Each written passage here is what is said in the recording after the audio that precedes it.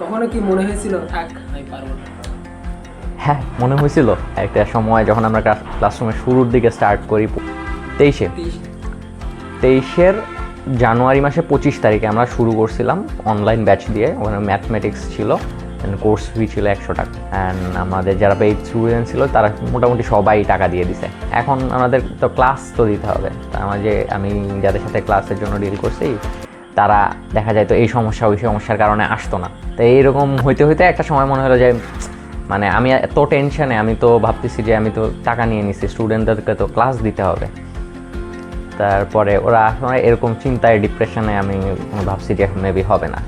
ওই দিন সেম দিনই আমি সন্ধ্যার সময় নামাজ পড়ে কোরআন পড়তে বসছি। আর সূরা বাকারার একটা আয়াত আমাকে খুব মানে পুশ করছে।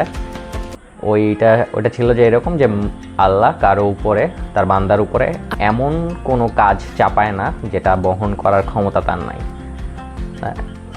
তারপর আমার মনে হয়েছে যে না, ইম্পসিবল কিছুই না। এটা যেহেতু আমার মাথায় চিন্তা আসছে, তার মানে আল্লাহ জানে যে আমি এটা পারবো, এই জন্যই আমার মাথায় দিছে। তো ওই সময়টা আর কি মনে হয়েছিল যে আমি পারবো না, বাট সলিউশন সাথে সাথে পেয়ে গেছি।